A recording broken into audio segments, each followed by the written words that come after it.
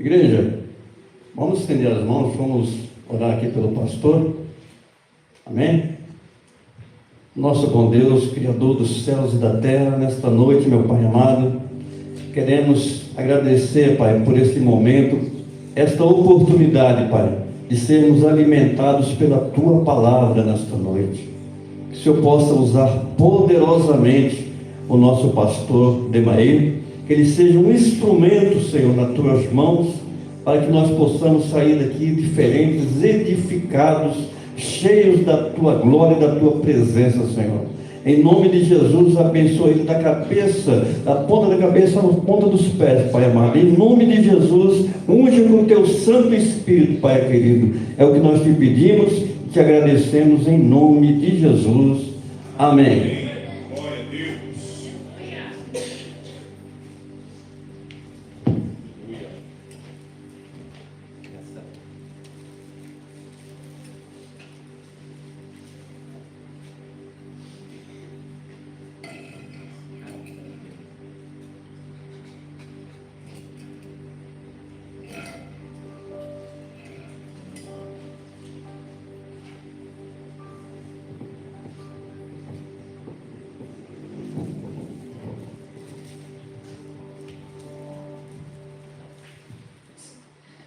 Graças a Deus. A paz do Senhor, igreja. Amém. Louvamos ao Senhor pelo privilégio e a oportunidade que Ele nos concede de estarmos mais uma vez em Sua presença, com o intuito, com o propósito de adorá-lo e engrandecer o nome dEle.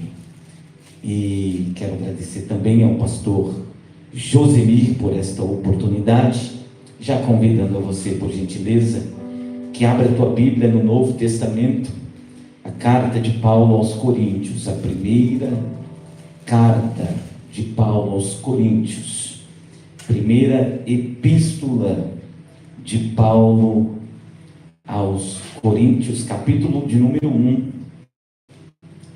Nós vamos ler 2 versículos apenas.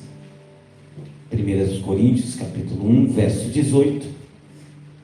E também o verso de número 23. Glória a Deus. Quem encontrou o texto, diga amém. Amém. Assim está escrito: porque a palavra da cruz, diga cruz, diga cruz, porque a palavra da cruz é loucura para os que perecem, mas para nós que somos salvos, é o poder de Deus. 23. Mas nós pregamos a Cristo crucificado, que é escândalo para os judeus e loucura para os gregos. E você diz amém. Amém. Glória a Deus. Queridos, esta sem dúvidas, a maior de todas as mensagens. Maior não por causa de quem prega, mas maior por causa do próprio teor da mensagem. A mensagem da cruz. Alguém disse que se a cruz de Cristo não te fizer livre, nem a igreja, nem o pastor, ou nem qualquer outra coisa te libertará. Tozer, o avivalista, ele vai dizer que a cruz de Cristo é o acontecimento mais revolucionário entre os homens ou a humanidade. Ainda Charles Haddon Spurgeon, ele vai dizer que a cruz é o grito de Deus para o mundo: você não pode salvar-se a si mesmo. Paulo é o autor desta epístola. Paulo, ele, embora uma vez sendo ele perseguidor, ele encontra-se com Cristo, tem sua vida transformada e passa a viver em prol do Evangelho, sendo ele o último dos apóstolos. Ele é quem vai dar uma das maiores contribuições para o Evangelho, se tornando o maior missionário do seu tempo, ou por que não dizer, da igreja primitiva. Paulo, ele considerava a mensagem da cruz, conforme podemos ler aqui esta noite, o próprio poder de Deus. Capítulo 1, verso de número 18.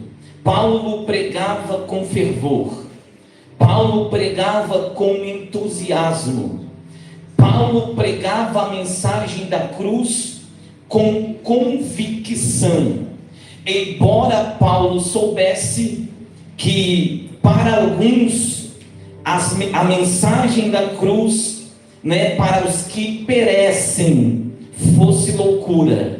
Embora Paulo soubesse que para um outro grupo fosse também escândalo. Independentemente dos motivos, Paulo jamais deixou de anunciar o Evangelho. E tendo a centralidade da sua mensagem, da sua pregação, dos seus sermões, a mensagem da cruz. A palavra escândalo no Novo Testamento quer dizer literalmente um impedimento colocado no caminho. Era escândalo para os judeus, conforme podemos ler aqui esta noite, porque os judeus se escandalizavam com a mensagem da cruz. Por que a mensagem da cruz se tornou uma pedra de tropeço? Porque a mensagem da cruz se tornou para os judeus um impedimento colocado no meio do caminho, por causa do conceito, da visão judaica, ou da expectativa que os judeus nutriam acerca do Messias que viria. Porque na mente judaica, o Messias viria como um descendente de Davi, e ele libertaria os judeus de toda e qualquer opressão, e que também colocaria os judeus, a sua nação, como o cabeça das nações. Logo, para os judeus, eles acreditavam que o Messias viria como um Messias conquistador, e não como o Messias que nós conhecemos, que era o Messias sofredor. Na mente dos judeus, Jesus foi executado como um criminoso comum. Como poderia ser o Salvador Jesus, se nem a si mesmo pôde se salvar? Era este conceito, essa era a visão que os judeus tinham acerca de Jesus de Nazaré, do Evangelho e da mensagem da cruz que Paulo pregava. Mas também o texto diz que era loucura para os gregos. Paulo disse que a mensagem da cruz para os gregos era loucura. Por quê? Porque eles consideravam uma tolice o Evangelho. Uma pessoa boa como Jesus, ou como qualquer outra pessoa boa, jamais poderia ter sido crucificado da maneira como Jesus o foi. Para ambos os grupos, sendo judeus ou sendo gregos, a morte era uma derrota e não uma vitória. Logo, na visão de mundo, ou no conceito, nos padrões estabelecidos tanto pelos judeus quanto pelos gregos, Jesus fracassou. Jesus morreu na cruz, ou foi crucificado, então logo ele não poderia ser alguém de valor, e tampouco para os judeus ser um salvador. E você poderia até concordar comigo que de fato a cruz, diga cruz, diga cruz, a cruz carrega sim alguns aspectos negativos. A cruz pode ser associada a algum sentido negativo. A cruz nos passa uma mensagem de morte. A cruz é um instrumento de execução. Ao vermos uma cruz, logo nos lembramos de morte. Escute, quando Paulo escreve aos Filipenses, capítulo 2, a partir do verso 5, Paulo vai dizer assim: de sorte, irmãos, que haja em vós o mesmo sentimento que houve também em Cristo Jesus, que sendo em forma de Deus, não teve por usurpação ser igual a Deus, mas aniquilou-se a si mesmo, tomando forma de servo, fazendo-se semelhante aos homens, e sendo achado na forma de homem, humilhou-se a si mesmo, verso 8, sendo obediente até a morte, e morte de cruz, pelo que também Deus o exaltou soberanamente, e lhe deu um nome que é sobre todo nome, para que ao nome de Jesus se dobre todo joelho dos que estão nos céus, na terra e embaixo da terra, e toda língua confesse que Jesus Cristo é o Senhor, para a glória de Deus Pai. Eu sei que o final deste trecho que recitamos aqui fala da glorificação, fala que Jesus passou pela cruz, mas também foi exaltado. Então sempre virá, antes de qualquer glória, de qualquer exaltação, virá a cruz, a humilhação. Preste atenção, verso 8 diz: e humilhou-se a si mesmo, sendo obediente até a morte, e morte de cruz. Logo, a cruz está associada diretamente à morte. Então preste atenção, a crucificação era um método tão horrendo de morte, porque reunia, aleluia, quatro qualidades que os romanos mais valorizavam em uma execução. Quero lembrar a igreja, ou para quem não sabe, que no contexto bíblico, o império do Novo Testamento, o império romano é quem dominava o mundo. Jesus estava inserido e os judeus debaixo do jugo dos romanos. Então os romanos tinham lá também os seus métodos de execução para os malfeitores, para os ladrões, para os criminosos, para aqueles que incitavam a insurreição, e entre tantos outros tipos de crime, eles tinham alguns métodos para executar as pessoas condenadas, mas nenhum outro método poderia se comparar com o método de execução, de crucificação. E tinha 4 coisas que os romanos valorizavam na cruz. Por quê? Porque a cruz envolvia uma agonia impiedosa. Os condenados à cruz, eles tinham as suas mãos e os seus pés perfurados por pregos de cerca de 30, ou cravos, cerca de 30 centímetros, trazendo uma agonia sem igual, pregado no madeiro. Mas também eles valorizavam uma outra qualidade, que era uma morte prolongada, uma morte paulatina, vagarosa, uma morte que acontecia de pouco a pouco. O objetivo era fazer com que o condenado na cruz sofresse o máximo possível. O texto bíblico vai afirmar que Jesus ficou 9 da manhã até as 3 da tarde. Então Jesus teve também um longo período de sofrimento na cruz.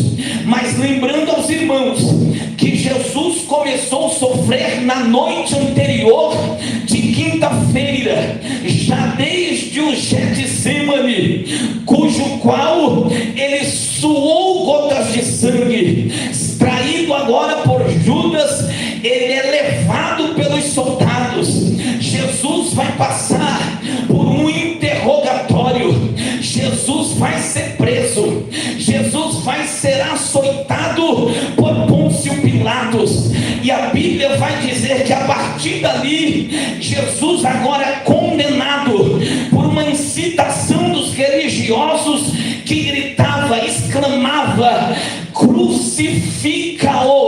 Jesus é condenado e ele vai passar por um caminho, fazer um trajeto que era chamado de via sacra, ou via de dor, via dolorosa.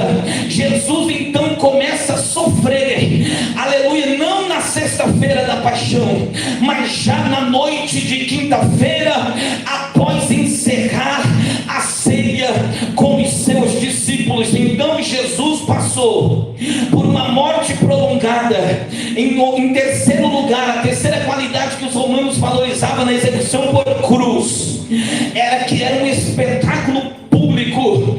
O lugar da crucificação era estratégico, de maneira que dava acesso a todas as pessoas que estavam em trânsito, passando, carruagens, os mercadores. As pessoas tinham esta oportunidade de ver quem estava sendo crucificado. Então era um espetáculo público.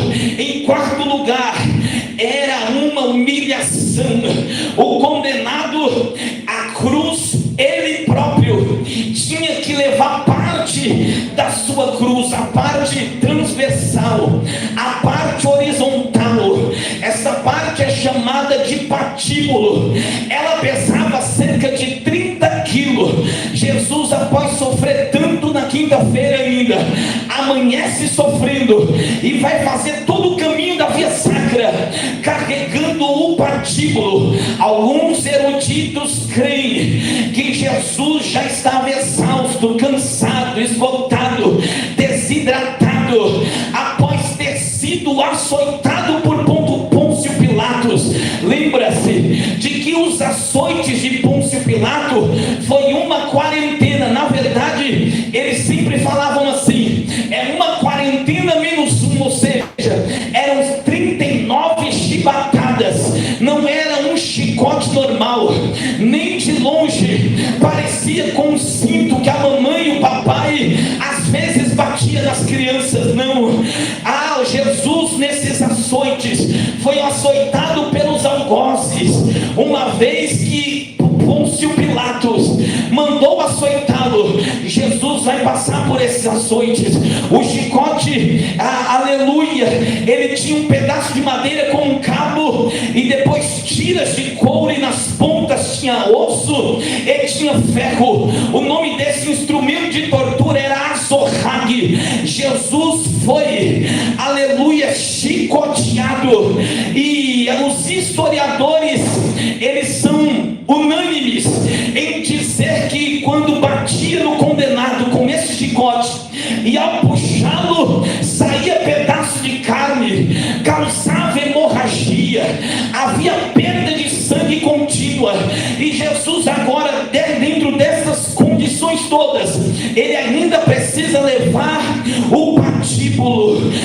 Ainda mais falando de humilhação, Jesus ainda, aleluia, foi humilhado, porque todo condenado à cruz, ele tinha que ficar nu, ou pelo menos parcialmente nu. Ou seja, Jesus foi humilhado. A morte de cruz também era uma humilhação. Lembrando aos irmãos que Jesus também, querido, ele foi condenado e crucificado entre dois ladrões.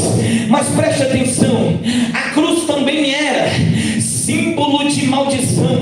Em Deuteronômio 21, o verso 23, está escrito que maldito é aquele que for pendurado no madeiro.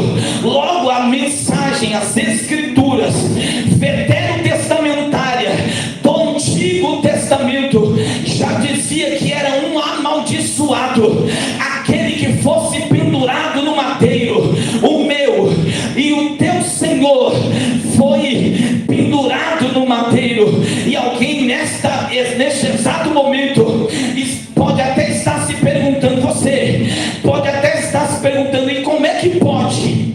Como é que Paulo pode dizer que a mensagem da cruz era o poder de Deus diante de tanta coisa horrenda, diante de tantos aspectos negativos que a morte de cruz pode trazer para a vida de quem é condenado por ela? Mas ainda não terminamos. A cruz também era um instrumento de punição.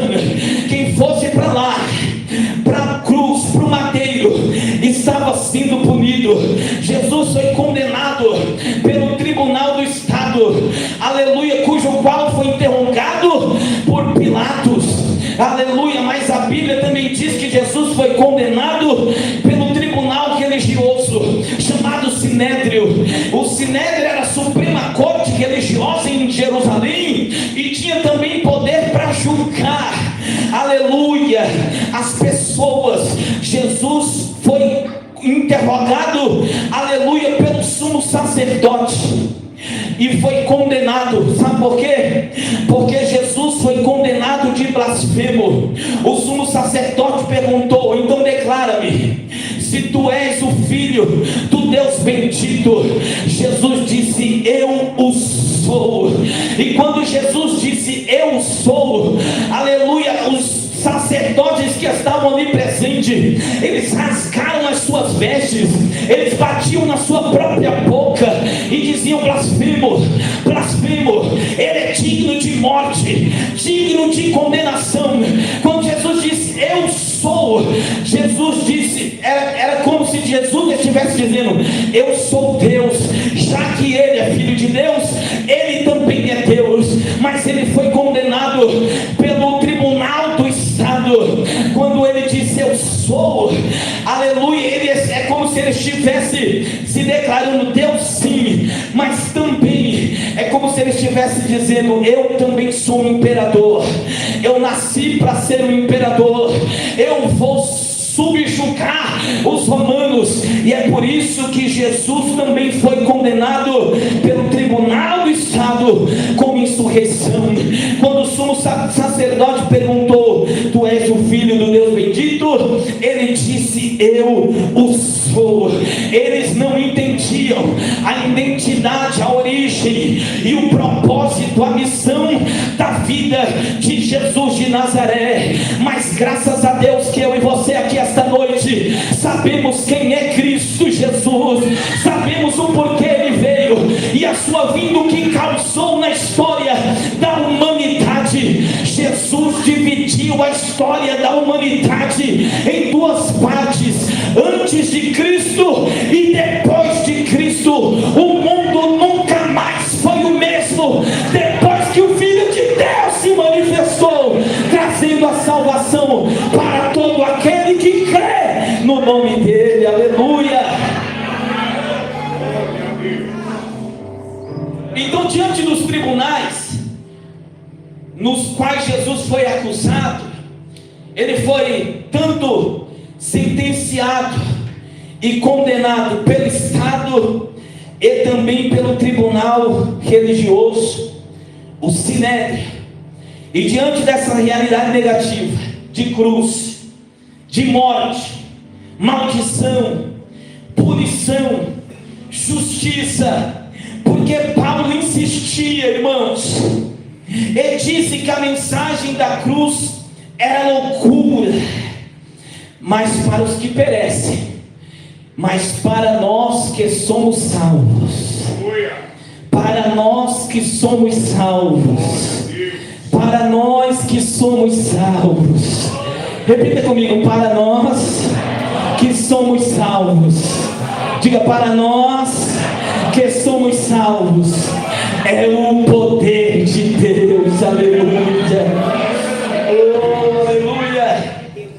Aleluia. Diante desse cenário, até Jesus, Sara, até Jesus, a cruz significava isso aqui: morte, punição, humilhação, condenação, tortura, coisas horrendas. Até Jesus, Beatriz, significava tudo isso. Mas depois de Jesus, a cruz tem outro sentido.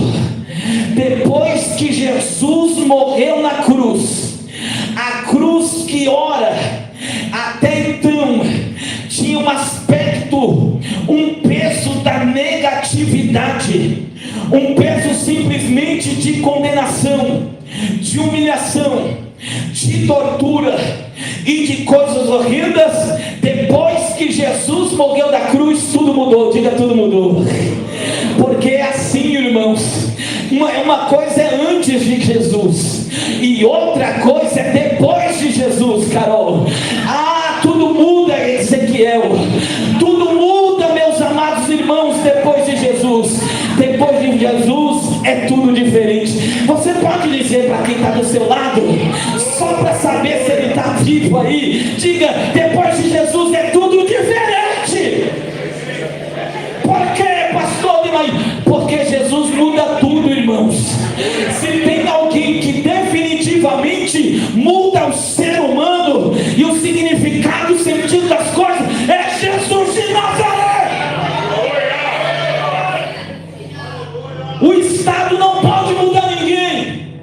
O governo, nem de direita nem de esquerda, não pode mudar ninguém. Porque só existe um que tem poder de mudar o ser humano. O sistema penitenciário e carcerário não muda ninguém, não transforma ninguém. Existem organizações que talvez dê algum tipo de ajuda para alguém, concordo, mas mudança mesmo é só Jesus de Nazaré.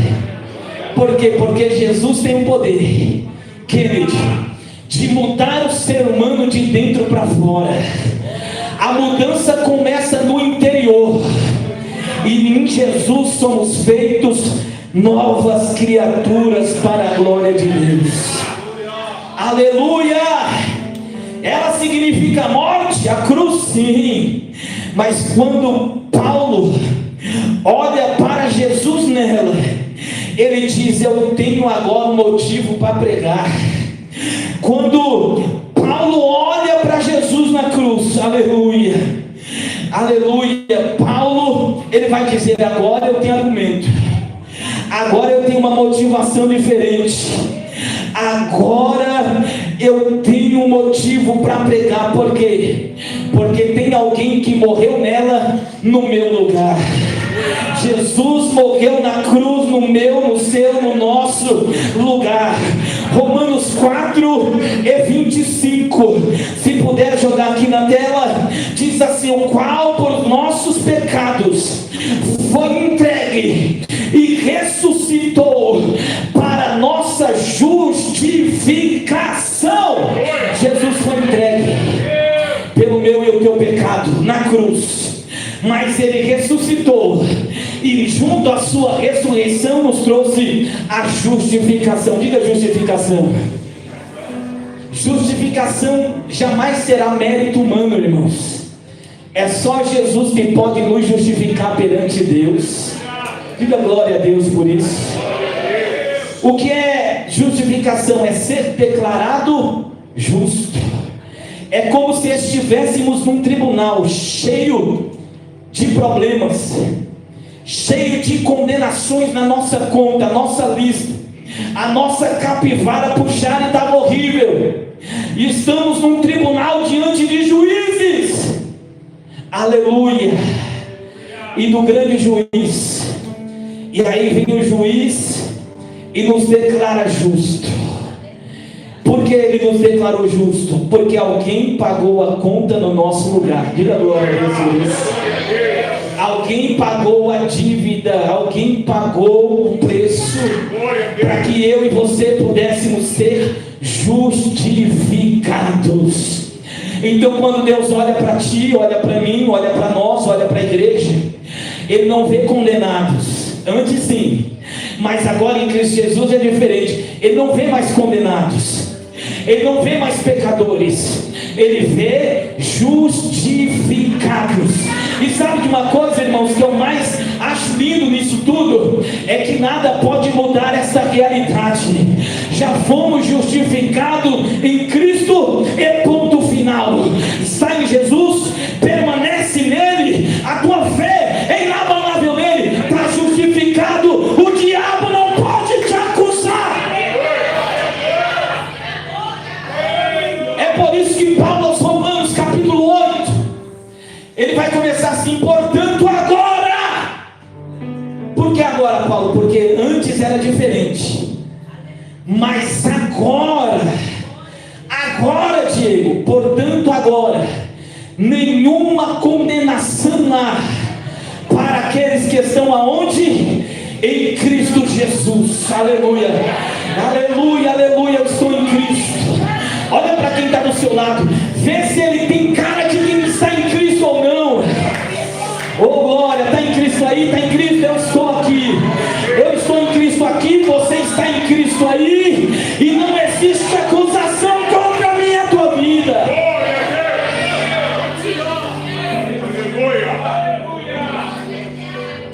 Por que, Paulo, você prega sobre a mensagem da cruz? Porque se não fosse ele crucificado, seria eu. 1 João capítulo 2, verso 2. Por favor, 1 João capítulo 2, verso 2. Está escrito que, Ele é, quem é Ele? Jesus, a expiação. Em alguns textos dessa NVI, no meio está a propiciação. Ele é a expiação pelos nossos pecados, e não somente pelos nossos. Aqui os calvinistas choram com esse texto, presta atenção. Não somente pelos nossos pecados, mas também pelos de todo o mundo. Amém, irmãos? Sabe o que é expiação? É cobrir, é passar por cima. Expiação nos remete aos sacrifícios lá do Antigo Testamento. Aliás, não só os sacrifícios, mas havia um dia especial no calendário judaico, que eles chamam em hebraico o Yom Kippur, que é o dia da expiação. E nesse dia da expiação ele começa 10 dias antes, de consagração, de jejum, se preparando para esse dia. A Páscoa especial para os judeus a festa de Pentecostes é especial para os judeus, a festa dos tabernáculos, ou cabana, ou Sukkot, é especial no calendário judaico, mas o dia mais aguardado, mais especial para os judeus era o dia da expiação, que era o dia do perdão. Aleluia. E no dia do perdão, que eram sacrificados, irmãos, o sumo sacerdote sacrificava um a Deus, aleluia, e com o sangue deste que ele sacrificou, ele entrava no lugar santíssimo, no propiciatório, e iria aspergir o sangue do animal no propiciatório, na tampa da arca da aliança, e Deus se manifestava como sinal de que estava recebendo o sacrifício e perdoando o pecado do povo. Eu disse 2 animais, o primeiro era sacrificado, e do seu sangue o sumo sacerdote, uma vez por ano, ele entrava no lugar santíssimo, a fim de oferecer a Deus pelo perdão de si mesmo a princípio, e depois pelo pecado do povo. E o outro animal, ele era, aleluia, liberado, ele era solto no campo, como se desse liberdade, como se este animal estivesse livre agora para seguir o seu caminho. Então, quando João diz sobre expiação, é que nós tínhamos culpa sim, mas outra pessoa pagou no meu e no seu lugar. Diga glória a Deus por isso. Olha só, então, não só pelos pecados, Jesus morreu não só pelo pecado de uma pessoa apenas, ou dos judeus, ou de um grupo seleto, não, mas pelos pecados de todo, diga todo mundo, diga todo mundo. Mundo aqui é a humanidade, todas as pessoas, amém? Cai por terra um ensinamento conhecido da expiação limitada, mas isso é assunto para aula de teologia, né, pastor? A Bíblia diz que Jesus, ele morreu não só por um grupo, mas pelos pecados de toda a humanidade, amém, queridos? Diga glória a Deus por isso. Na morte de Jesus, Paulo via substituição. Sim, então tem alguém nos substituindo. Na realidade do Antigo Testamento, o animal recebia culpa pelas pessoas. As pessoas cometiam delitos e transgressões. Elas eram culpadas, sim. Elas deviam ser punidas, sim. Mas por meio de sacrifício de animais, os animais pagavam o preço, recebiam a culpa e a condenação no lugar das pessoas. No Novo Testamento, no qual nós somos inseridos, mudou alguma coisa. Por quê? Porque agora nós também continuamos sendo pecadores, nós também merecemos a morte e a condenação, inclusive o inferno, mas Jesus foi aquele que morreu em nosso lugar.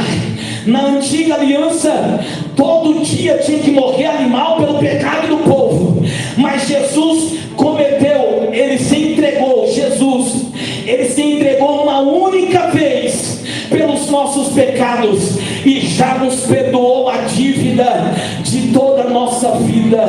Eu, se fosse você, eu glorificava ele, porque Jesus é o Cordeiro de Deus que tira o pecado do mundo. Ele é o nosso substituto, amém? Expiação fala de substituição. É por isso que na ceia a gente fala assim, que o sacrifício de Jesus foi um sacrifício expiatório e substitutivo. Ou seja, alguém morreu para pagar o preço no meu e no seu lugar. Eu gosto disso também, de comentar na crucificação, porque é claro e evidente na crucificação que aconteceu uma substituição. Quando Jesus estava sendo interrogado por Pilatos, Pilatos sabia que Jesus era inocente, mas por questões políticas, Pilatos ele cedeu à pressão dos religiosos e da multidão, com medo de causar um alvoroço e com medo de haver algum tipo de rebelião dos judeus. Mas preste atenção, enquanto Jesus era interrogado por Pilatos, Pilatos sabia que Jesus era inocente, mas quando Pilatos colocava Jesus à frente e dizia: aleluia, eu não achei pecado nele algum, não há crime neste homem. E aí, quando eles diziam: não, ele tem que morrer, crucifique este homem chamado Jesus, Pilatos disse assim: então nós vamos chicoteá-lo, e depois que nós o trouxermos de volta, eles vão se compadecer, ter misericórdia, porque esse homem de fato é inocente. Acontece que quando ele trouxe de volta Jesus, mesmo após ser chicoteado daquela forma horrenda como narramos, Jesus é trazido à frente, e aí eles estão gritando, a multidão: crucificam, crucificam. Aí Pilatos, olha para cá, Pilatos ele tinha uma carta na manga. Pilatos ele pensou o seguinte: em toda ocasião de Páscoa, era a véspera de Páscoa, em toda Páscoa os romanos eles liberavam, soltavam um condenado. Era como se fosse uma espécie de prêmio, uma espécie de gratificação. Então sempre nas vésperas da Páscoa, um condenado era escolhido e era liberado como se não tivesse culpa. E aí ele pensou assim, o Pilatos: eu vou ajudar Jesus agora, vou livrar a barca de Jesus porque ele é inocente. Tirou a carta da manga e mandou o soldado buscar. Pega o pior condenado que vocês encontrarem lá. Sabe quem trouxeram? Quem lembra? Quem lembra? Quem? Diga Barrabás. Isso. Barrabás foi trazido como o pior prisioneiro, condenado à morte e à cruz. Barrabás era um assassino. Barrabás, ele promovia rebelião.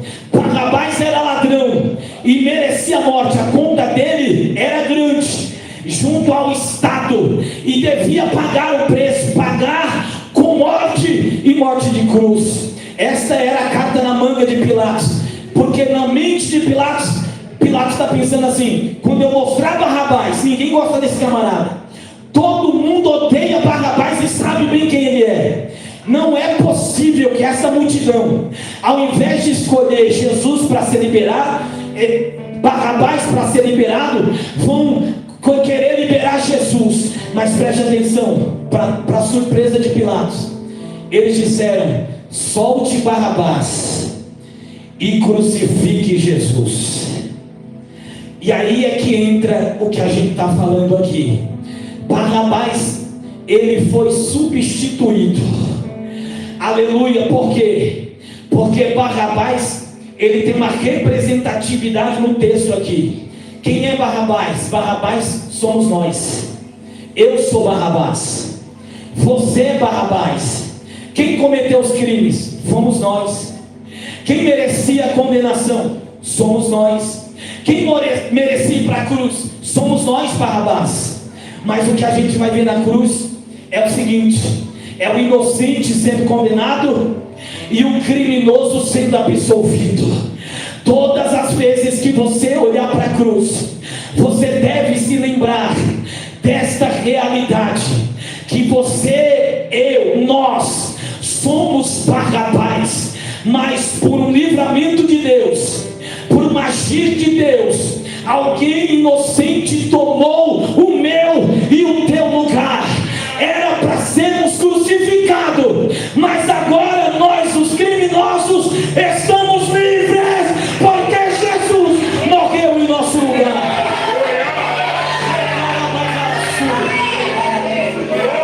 Escuta aqui, ó, preste atenção que eu já vou encerrar. Barrabás, diga Barrabás. Você sabe o significado do nome Barrabás? Até desci agora para ficar mais perto de vocês. Barrabás é a junção de duas palavras: Bar-Aba. Bar, todo nome no Novo Testamento que começa com Bar é filho. O prefixo Bar é filho. Aba significa pai, é uma expressão aramaica. Então o nome Barrabás significa filho do pai. Ó, preste atenção, por favor. Lembra lá do Bartimeu? Bartimeu significa filho de Timeu. Bartolomeu significa filho de Talmai.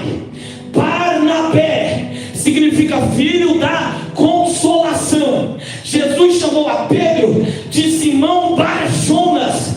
Jesus, filho de Jonas. Mas Barrabás é Bar-Aba. Lembra a palavra Aba, pai? Ou seja, Barrabás é filho do pai. Esse é o motivo pelo qual este homem está sendo liberado da cruz. Por quê? Porque ele é filho do pai. Olhe para cá. Mas Barrabás, você era culpado, eu era.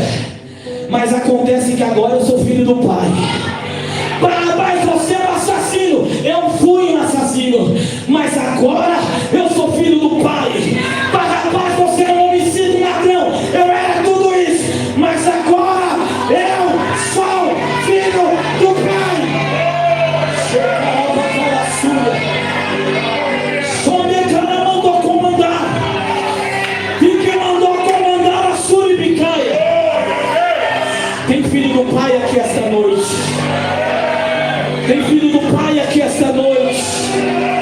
Tem filhos do Pai aqui esta noite. Oh, aleluia.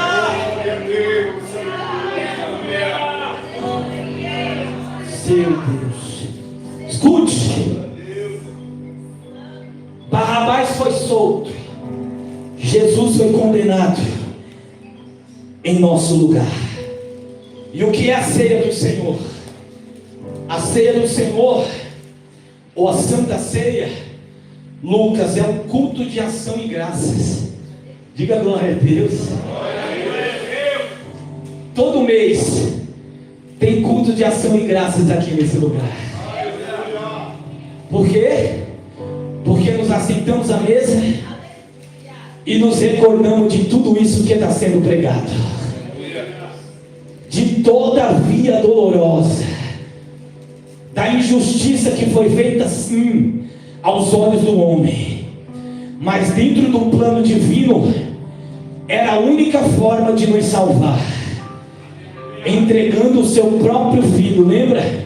João 3,16? Porque Deus amou o mundo de tal maneira que entregou o seu único filho, para que todo aquele que nele crê não pereça, mas tenha vida eterna. Então a ceia é um culto de gratidão pelo que Jesus fez. Pode colocar aqui, por favor, o Salmo 103. E sempre que eu falo aqui da ceia, eu lembro desse texto. E é só para nossa meditação, a gente está encerrando já. Bendize, olha só o salmista, olha o espírito que o salmista, ele entrou na presença de Deus. Bendize, ó minha alma, ao Senhor. O que ele está falando aqui? Ele está falando com a própria alma dele. Bendize, ó minha alma, ao Senhor, e tudo que há em mim, bendiga o teu santo nome. Olha o 2. Bendize, ó minha alma, ao Senhor, e não te esqueças de nenhum dos teus benefícios. O que o salmista está dizendo?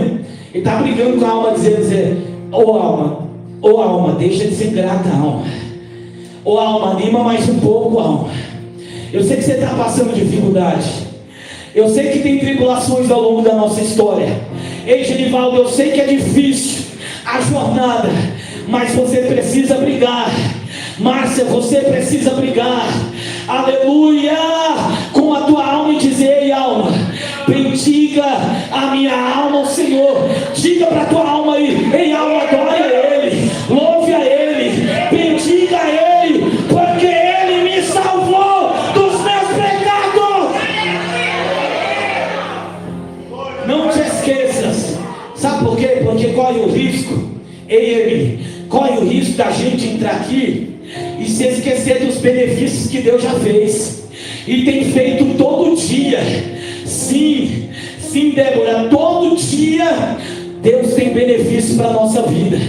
Só que às vezes a gente entra batido, murcho, a gente entra se arrastando, a gente entra desanimado, quieto, triste. Mas aí a gente tem que lembrar do Salmo 103: bendize a minha alma ao Senhor, e tudo que há em mim, bendiga o teu santo nome.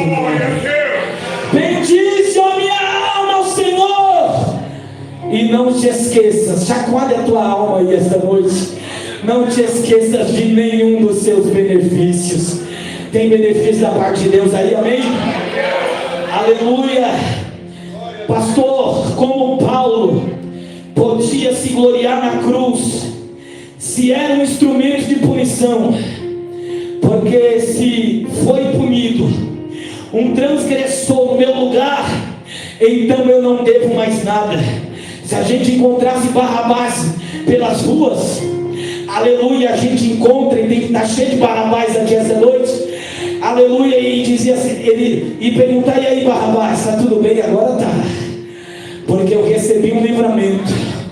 Era para eu estar morto agora, mas agora eu estou vivo. E que hino que você vai cantar para adorar e para agradecer? Eu vou cantar: era eu, condenado era eu,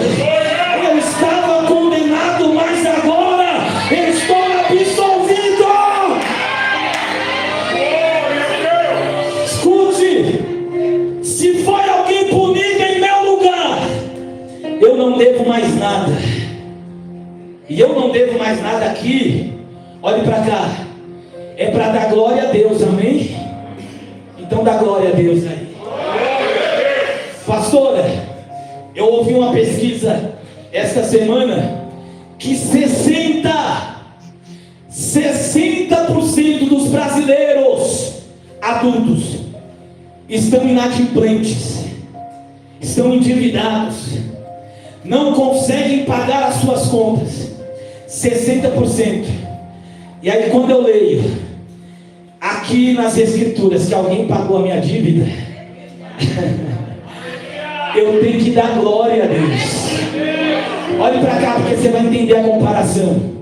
A dívida secular financeira não é nada perto da dívida espiritual que nós tínhamos. A dívida financeira, o governo te incentiva com desenrola não sei o que aí, não sei se enrola ou desenrola, mas tem alguém que pagou a minha e a tua dívida, perdoou o meu e o teu pecado definitivamente.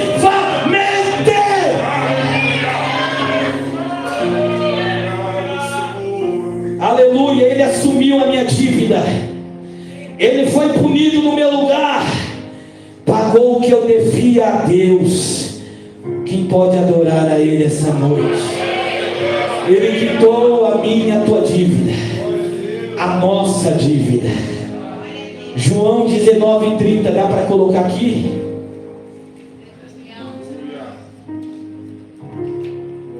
João 19:30. Esse é um dos textos mais belos, na minha opinião. Jesus fez 7 declarações na cruz. Quantas declarações? Quantas declarações? Na cruz é assim, ele já está pendurado numa madeira, das 9 da manhã às 3 da tarde, como eu disse. Ao longo desse período ele fez quantas declarações? A primeira declaração ele disse assim: olha, Pai, perdoa-lhes, porque não sabem o que fazem. A segunda declaração de Jesus na cruz é: para o malfeitor, hoje mesmo estarás comigo no paraíso. A terceira declaração de Jesus na cruz foi olhando para João e para sua mãe Maria, dizendo: mulher, eis aí o teu filho. Filho, eis aí a tua mãe. A quarta declaração de Jesus na cruz foi em aramaico: Eli, Eli, lama sabachthani, que quer dizer: Deus meu, por que me desamparaste? A quinta declaração de Jesus na cruz foi: tenho sede. A sexta declaração de Jesus na cruz foi: tetelestai, está consumado. A sétima declaração de Jesus na cruz é: Pai, nas tuas mãos entrego o meu espírito. A sexta declaração é o que cabe neste sermão: está consumado. Está consumado é uma linguagem mercantil, era uma linguagem que quem tinha uma dívida e quitava a sua dívida, ele dizia: tetelestai, a dívida está paga, está liquidada, não existe mais saldo negativo. O que você devia já está tudo certo, já foi pago. E aí, querido, é lindo observar que eu e você tínhamos uma dívida vindo de valor inestimável. Nenhum tesouro humano, nem as riquezas de Steve Jobs, do Elon Musk, poderia pagar as nossas contas perante Deus, mas veio Jesus na cruz.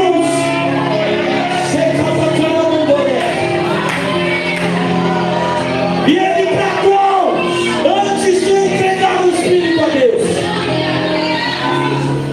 A última coisa que Jesus fez, a última declaração de Jesus antes de entregar o Espírito a Deus, é: está consumado. A missão foi concluída. Jesus não parou no meio do caminho. Jesus foi até o fim. E você tem que dizer para quem está do seu lado: alegra o teu coração, porque a tua maior dívida já foi quitada.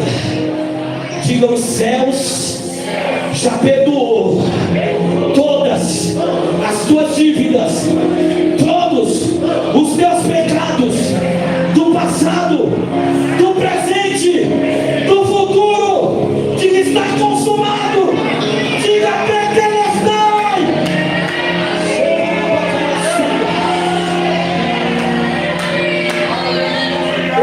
Eu paro agora.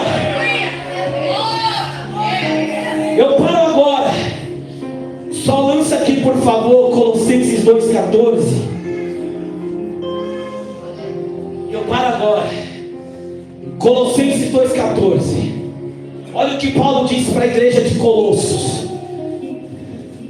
havendo riscado a cédula que era contrária ou contra nós em suas ordenanças, a qual de alguma maneira nos era contrária, e a tirou do meio de nós, cravando-a na cruz. Sabe o que era a cédula? Era uma promissória de dívida.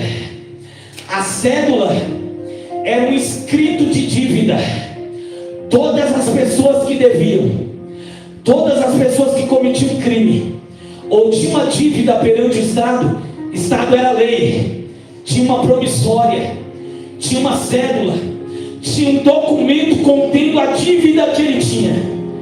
Mas aí veio Jesus, porque havia uma cédula contra mim e contra a tua vida. Havia um documento que se certificava de que eu e você éramos devedores. E aí veio Jesus na cruz, de alguma maneira nos era contrária, e a tirou do meio de nós, cravando-a na cruz. Diga: cravando-a na cruz. Aqui o texto diz cravando-a e tirando-a do meio de nós. No texto de Almeida é aleluia. No texto da João Ferreira de Almeida é: e ele riscou a cédula que era contrária a nós, cravando-a na cruz. Diga: ele riscou. Diga: ele riscou. Ele não rasgou, ele riscou. Sabe o que é interessante?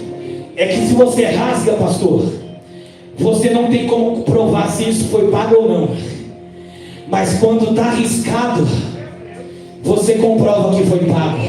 Espera aí, olha para cá. Mas não foi riscado com uma caneta, com uma pena e tinta. Foi riscado com o próprio sangue de Jesus de Nazaré. Então não há mais acusação. E eu me lembrei, para encerrar de verdade, fica de pé, por favor. Não sei se o grupo vai louvar, mas olhe para cá. Eu me lembrei, sabe de quem? De Martinho Lutero. De quem, irmãos? Martinho Lutero teve um sonho. E ele sonhou com quem? Com o diabo. Diga: diabo. Martinho Lutero sonhou com o diabo. E sabe o que o diabo fazia? O diabo se apresentava a Martinho Lutero. O que o diabo carregava em suas mãos? Um pergaminho. E quando o diabo, diante de Lutero, começou a desenrolar um pergaminho, preste atenção, desenrolar um pergaminho, sabe o que tinha no pergaminho? Não era um pergaminho pequeno, era longo. E o diabo desenrolou, desenrolou, desenrolou. Quando Martinho Lutero começou a ler o que tinha naquele pergaminho, sabe o que era? Todos os pecados de Martinho Lutero, desde quando ele era pequeno até virar um adulto. E aí quando Martinho Lutero se aproximou, começou a ler e disse: isso é verdade, isso eu cometi, esse crime é meu. E aí concluiu que, Martinho Lutero concluiu que de fato ele era um pecador. Mas aí, diante do diabo, ele estremeceu no sonho, porque o diabo pensou que com aquele pergaminho e aquela acusação teria vencido Martinho Lutero. Mas aí Martinho Lutero começou a lembrar da cruz, começou a lembrar de Jesus, da graça dele, da mensagem da cruz, que é o poder de Deus. Aí Martinho Lutero disse assim: ei, você só esqueceu de um detalhe, diabo, de escrever por cima de todos os meus pecados: o sangue de Jesus Cristo me purifica de todos os pecados. Ele diz que no sonho o diabo desapareceu da frente dele e ele acordou glorificando a Deus, porque não existe mais acusação na minha e na tua vida, porque Jesus na cruz já nos perdoou, já nos justificou, já nos redimiu, nos lavou com a sua graça. Quem entendeu a mensagem nesta noite? Você pode aplaudir agradecendo a Ele.